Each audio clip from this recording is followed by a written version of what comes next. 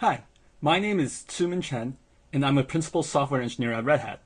For the past year or so, I've been working on the Elastic Secure Infrastructure Project, or ESI, along with other Red Hat engineers, as well as people from the Massachusetts Open Cloud, or MOC. So what is ESI doing?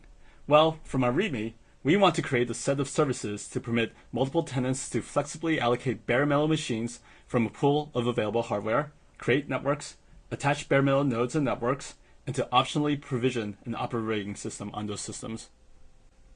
One key thing to note is that ESI does not compel users to a specific service architecture. You can put the pieces together yourself to support your own architectures and project goals. That's your goal, but what is ESI actually doing? To explain that, I like to think of ESI as more of an enablement initiative that aims to fill the gaps in OpenStack in order to fulfill its goals. So, we'll work upstream with established OpenStack projects to expand feature sets, we'll write custom code where needed, and we'll provide guidance and support to other groups working in this space. The best way to illustrate the sort of work that we've been doing is to talk about an ESI project that we're currently working on in the MOC. That project is an internal hardware leasing system. The goal is to replace the MOC's current internal hardware leasing system that uses complex custom scripts that are powerful but difficult to maintain or extend. The idea behind the ESI version of this hardware leasing system is that users contribute their own hardware to the bare metal pool. Those node owners have exclusive use of their nodes. However, when the node owner is not using their node, they can put them up for lease, allowing a lessee to temporarily claim the node and use it for themselves. At a high level, this is what the hardware leasing system service architecture looks like. In the middle of it all is a bare metal service where we keep our inventory of nodes. A leasing workflow allows owners to offer up their nodes while lessees lease nodes. Then, a provisioning workflow allows both owners and lessees to perform provisioning actions. They can provision their nodes or configure node networking. Let's dig a little deeper into the hardware leasing system workflows. We'll start with the creation of offers. Let's say that the bare metal inventory has 5 nodes, A through E, with nodes A, B, and C owned by owner O1, and nodes D and E owned by owner O2. Owner O1 is not using any of their nodes, so they offered them up in the leasing service by creating an offer for each of their nodes. Owner O2 isn't using node D, so they offered it up as well. However, O2 is using node E, so they keep it for themselves. Now the lessees come into play. Lessee L1 wants to use 2 nodes, so they look at the available offers and create a contract for nodes B and D. Lessee L2 only needs 1 node, so they create a contract for node C. No one creates a contract for node A, so another lessee can take it. And no one can create a contract for node E, since it was never offered up in the leasing service. Once the nodes are leased, the lessee can move into the provisioning workflow. Lessee L1 can use the 2 nodes they've leased, nodes B and D, in conjunction with the public network and the 2 private networks that they've created. They can perform a variety of actions, provision a node, attach networks to their nodes, and network actions will be reflected on the switch. Lessee L2 can do similar things, but they're limited to node C and the public network.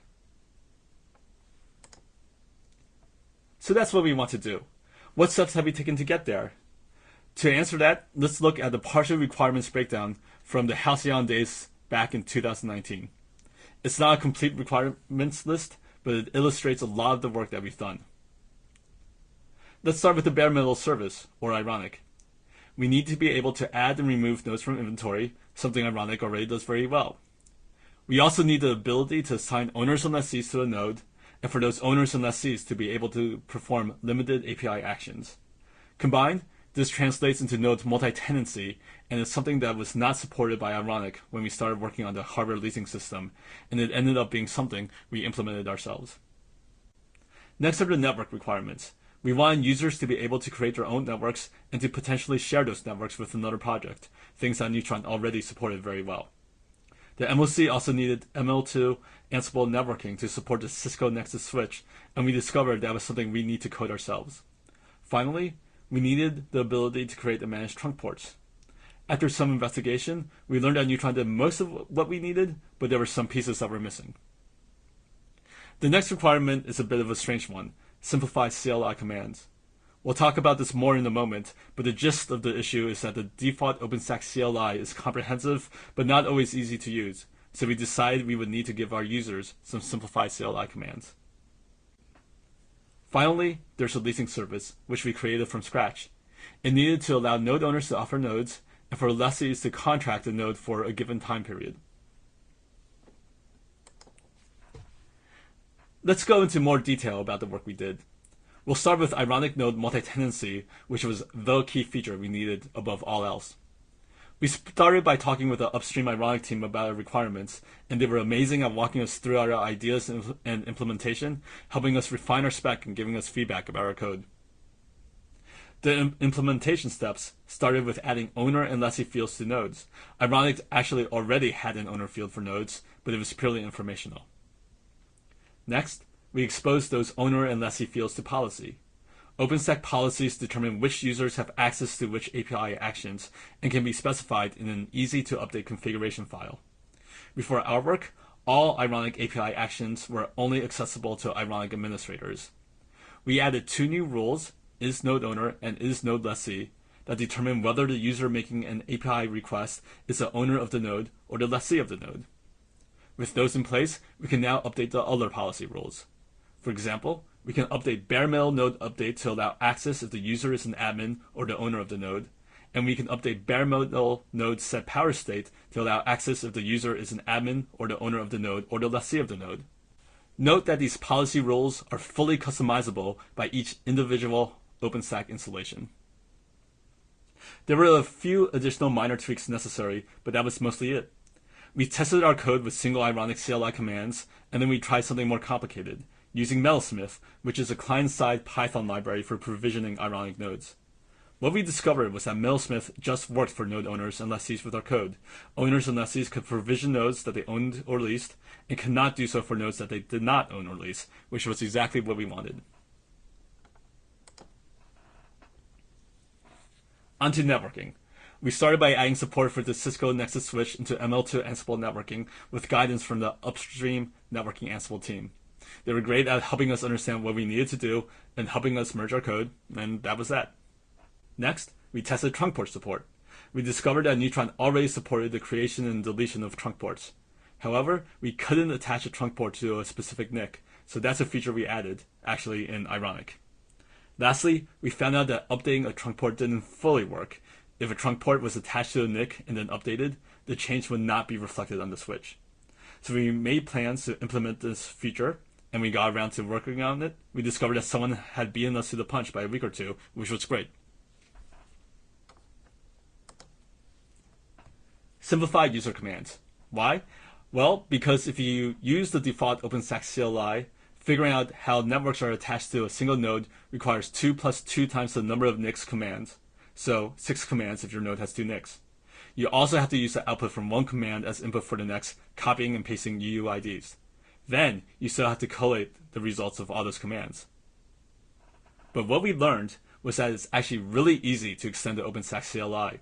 No one on our team had much experience with the CLI code, but within a few days we had developed OpenStack ESI node network list, a single command that produces the output you see here. We've created additional CLI commands to simplify various operations, and you'll see a lot of them in a moment in our demo. Finally, the leasing service. We started by looking at OpenStack Blazor, which is OpenStack's reservation service. However, at the time that we looked, Blazor did not have full support for provisioning on Ironic nodes. It was also tied closely to Nova, something we were trying to avoid, as Ironic can provision nodes on its own, and we wanted as simple of a service architecture as possible. Lastly, Blazor did not support policy-based node API access. You might be able to provision an Ironic node, but you couldn't allow a lessee to power cycle the node. So, last summer, with the help of a bunch of Red Hat interns, some of who are now full-time Red Hat engineers working on ESI, we developed ESI Leap, which is a pretty simple alternative. It allows resource owners to offer their resources and resource lessees to contract an offered resource for a specified time period. For Ironic nodes, contracting a node just means setting the node's lessee attribute. ESI Leap supports the leasing of ironic nodes, but can easily be extended to work with other resources.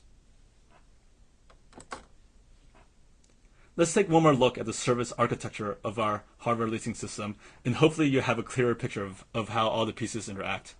One thing I really want to emphasize now is how disconnected our leasing and provisioning workflows are. Maybe you don't need the concept of lessees, or maybe you're fine with owners assigning lessees themselves. You can do whatever you want there and still take advantage of all our work in the provisioning space with ironic node multi-tenancy and simplified CLI commands. Okay, let's move on to our demos. First, we'll see a demo of our leasing service and Ironic's multi-tenant node capabilities. We're going to start with 3 users, each with a different view into Ironic's node inventory. The admin user sees every node in the inventory. The owner sees the 3 nodes that they own. And the lessee has not yet leased any nodes, so they see no nodes at all. Now the owner has decided that they'll share del 2, so they create an offer for the node by specifying the ironic node resource type and the ironic node's UUID. Note that the owner can also specify a start time and an end time for the offer, but we'll just specify an end time, so the offer will be immediately available.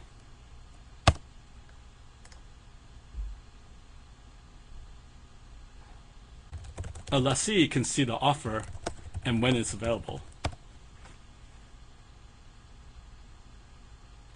They can now create a contract for that node.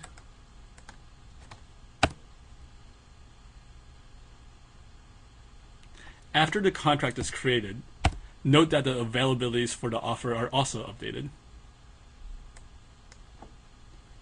Other lessees can still contract the node for those times.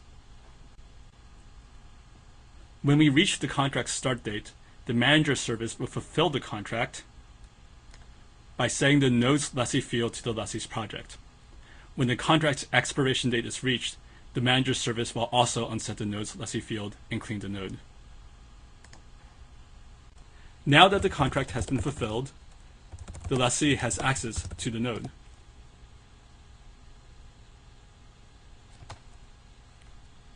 They can also perform specific actions as dictated by Ironic policy.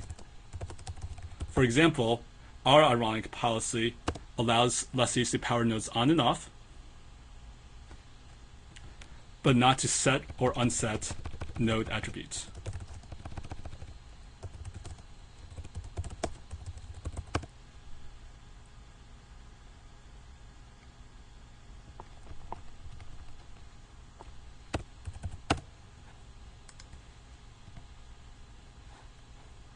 Here are our Ironic policy changes. This is the generic node update rule, which allows API access to only admins and node owners. And here's the set power state rule, which allows API access to admins, node owners, and node lessees. This Ironic policy is restrictive, but still allows lessees to do pretty complex things. For example, using Mailsmith to provision a node. This operation takes a while, so we'll skip ahead in time. Provisioning is now complete, and the lessee can now log into their provision node.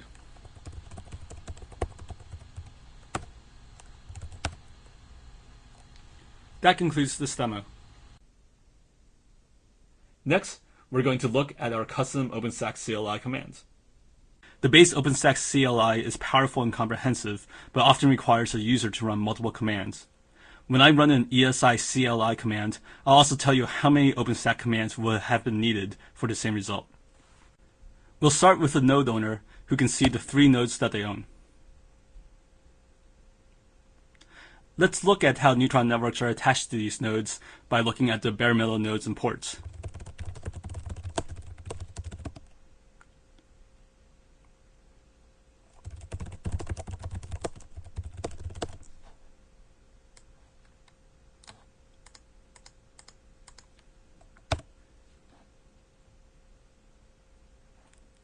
Looking at this bare metal port, we can see that this corresponds to this node UUID, which is del2, and there's no information in internal info, so you can see that this bare metal port is not attached to any network. Actually, we can also use an ESI CLI command to get the same sort of result.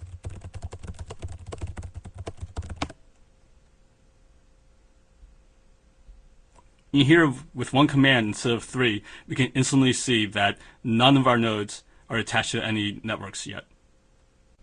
Let's verify that there are no networks attached to del2 on the switch. And we can see that there's nothing attached. The next thing we're going to do is create a trunk port. Let's see what networks are available. We're going to use these 3 test networks. We'll start by creating a trunk port with test1 network as a native network and test2 network as a tag network. This ESI command would take 5 separate base OpenStack CLI commands to run.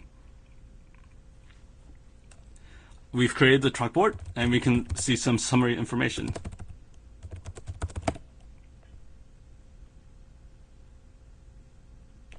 This summary information would have taken 4 base OpenStack CLI commands. Now let's attach this trunk port to del2. I'm going to specify the trunk port, the MAC address, and the node. This command would take 7 to 10 OpenStack CLI commands for the equivalent, depending on what state the node is in. The network attachment is complete. Let's take a look at our summary node network list.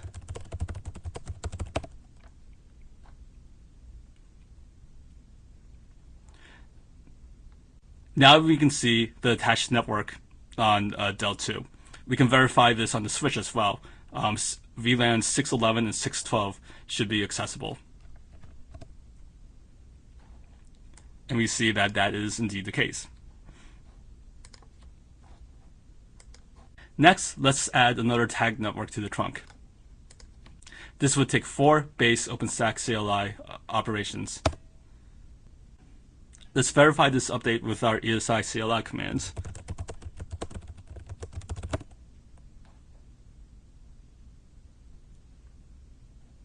We can see that test3 network has been added as a tag network right here.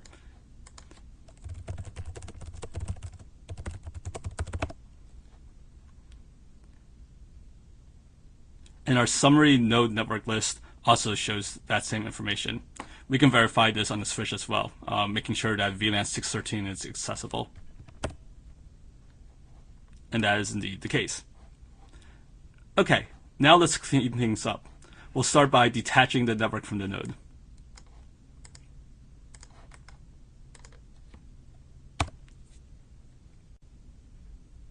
This would take 3 base OpenStack CLI commands to execute. Let's verify that this update happened on the switch. And we can see that the switch port is now shut down. Finally, let's delete this trunk port.